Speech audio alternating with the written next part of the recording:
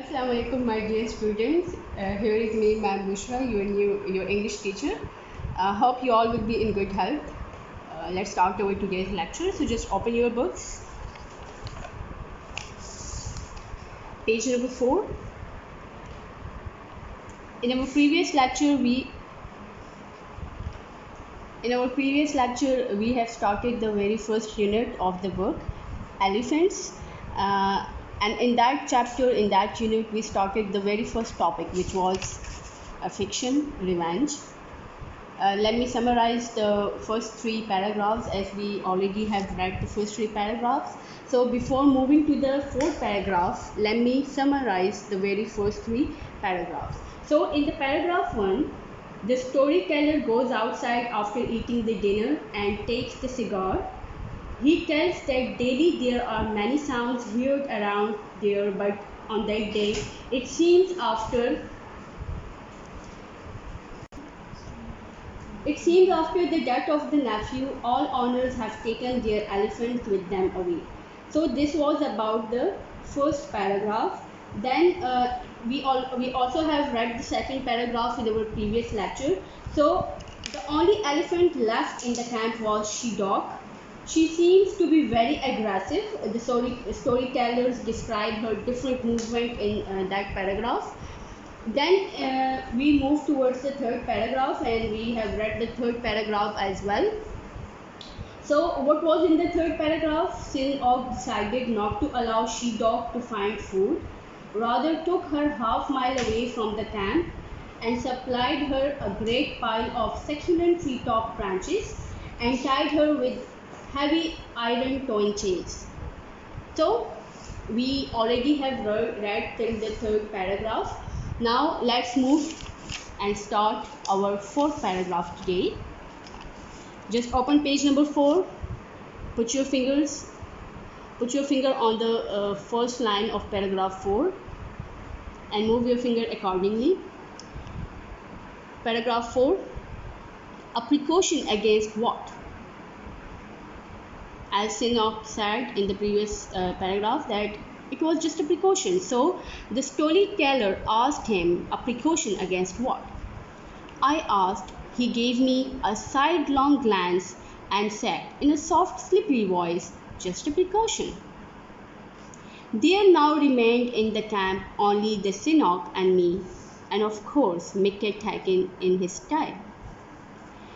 It had not rained much through the day, but with the approach of evening clouds had begun to mass in the sky, and by the time I blew my lamp out and rolled out my mat, there was not a star to be seen. Blew means to burn lamp. Soon the storm broke. Rain came pouring down, and thunder went pealing back and forth across the valleys.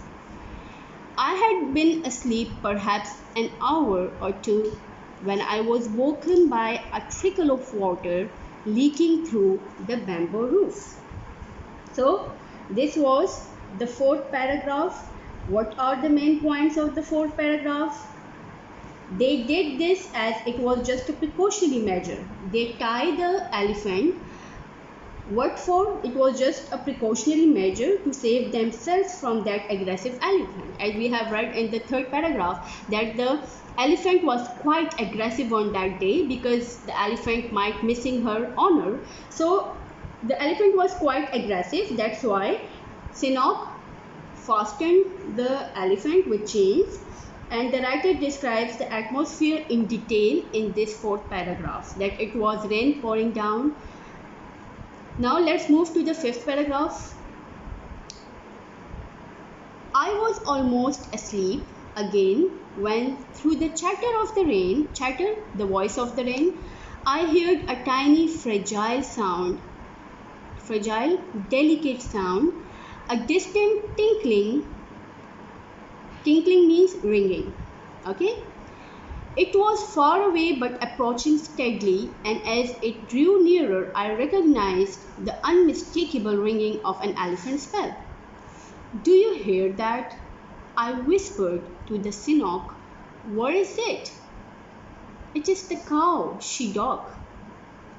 And Usi, the owner of the elephant or the rider of the elephant, and Usi knows an elephant by its bell.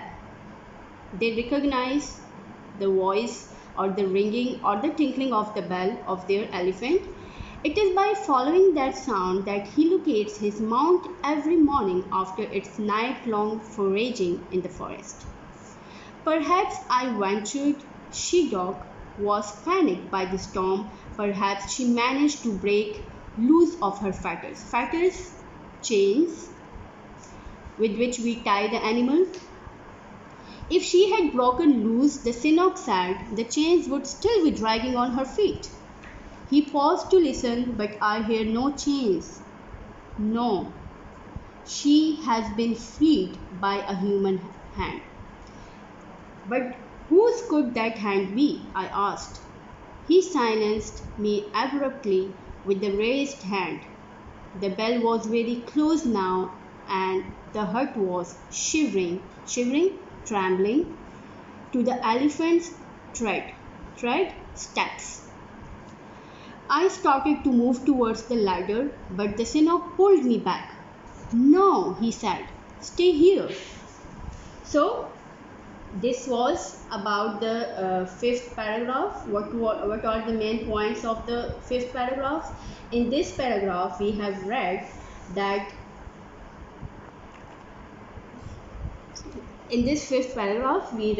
Cynic was going to sleep, but in the flutter of raindrops, he heard a small voice of elephants tinkling, and he knew it was she-dog coming nearer. The storyteller asked him about that sound, and Cynic told him that it was she-dog because he can recognize the sound of the tinkling bell of his elephant. They were also surprised as they were unable to hear the sound of the heavy iron chains dragging with her feet. And it gives a signal of that a human being has freed the elephant. He didn't free herself by herself, but someone else freed her. Now let's move towards the sixth paragraph. The next moment, the sky was split by lightning, as it was thunderstorm on that day. In the momentary glare of that flat sheet of light, I saw she-dog directly ahead moving towards the tie, with her head lowered and her trunk curled under her lip. I jumped to my feet and began to shout in warning, "Thakin, Mackay, Thakin!" Mackay Thakin had already heard the bells, felt the tremor of the elephant's approaching weight. Tremor, the shaking or the trembling of the earth. A flame flickered in one of the tie's windows, and the young man appeared on the veranda. Young man, Mackay Thakin, okay? He appeared on the veranda with a lantern in one hand and his hunting rifle in the other. So, what are the main points of the sixth paragraph? Cynic discusses with the storyteller that who has freed the elephant, as they were unable to hear the sound of iron chains dragging with her feet. At last they saw she-dog. They also called Mackay, but Mackay knew that the elephant has arrived, so he took the rifle in one hand and the lantern in the other. Now let's move towards the seventh paragraph. 10 feet from the tie, she-dog came to a standstill. When she-dog was 10 feet apart from the tie, he came to stand still. He stopped there. She lowered her head as though she were examining the structure. She was an old elephant. Old means an experienced elephant, trained in the ways of the working herd. Such animals are skilled in the arts of demolition. Demolition means destruction. It takes them no more than a glance to size up a dam of snagged wood and pick this point of attack. Mackay Thakin fired just as she-dog began her charge. Just as when the she-dog was about to attack the tie, what did Mackay Thakin did? He fired her. She was so close now that he could not miss. He hit her exactly where he had aimed. Where did he hit? In her most vulnerable spot, between ear and eye. Vulnerable, the most sensitive spot. But the momentum of she-dog charge carried her forward even as she was dying on her feet. Although she-dog was fired, but still she came forward. She too hit the tie exactly where she had aimed, at the junction of the two cross beams that held it together. The structure appeared to explode, with logs and beams and thatch flying into the air. Thatch is that roof which is made up of straws or other material similar to straw. McCagan was catapulted to the ground over she-dog's head.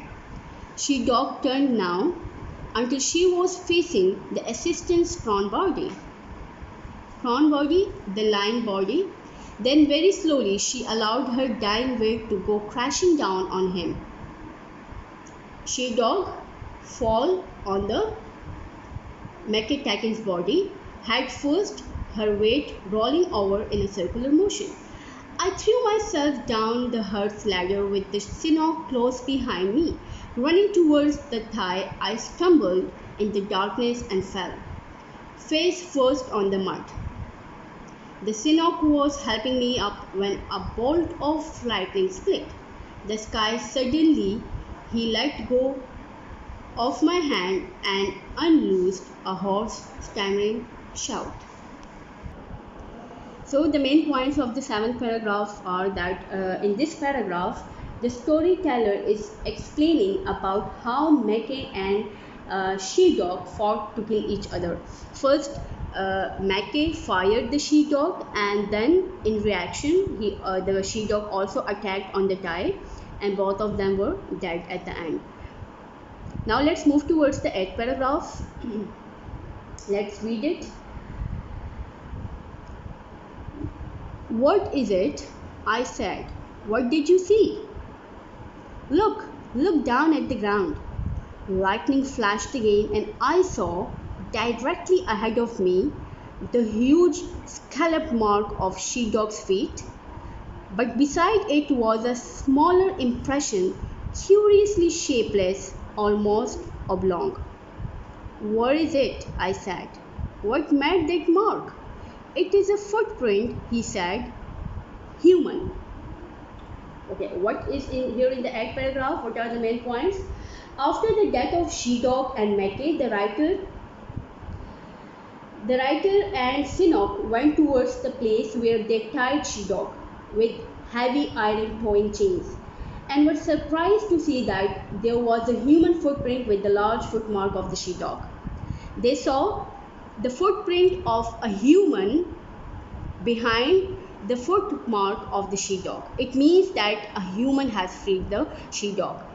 So this story, as we have read the whole story, so this is the curiosity left at the end, that who has untied the she-dog. This story left us in curiosity that who has untied the she-dog and how the elephant reached towards the tie. This is the biggest curiosity left at the end. Here the story ends. I have discussed the main points. So I hope you would have understand the story by now. Now let me assign you your homework. What you have to do, what is your homework assignment for today? You have to solve all the vocabulary tasks on page number 5 and 6 onward. Like on page number 5 you have this vocabulary exercise in which you have to find the meanings of these words. You have to write in front of these words on the book. And on page number 6 there is question number 2, in which you have to match the following words from the text in the left hand column to their correct meanings in the right hand column. You have to do this task as well. You have to match the meanings with the words. Thank you all. Take care of yourselves. Allah Hafiz.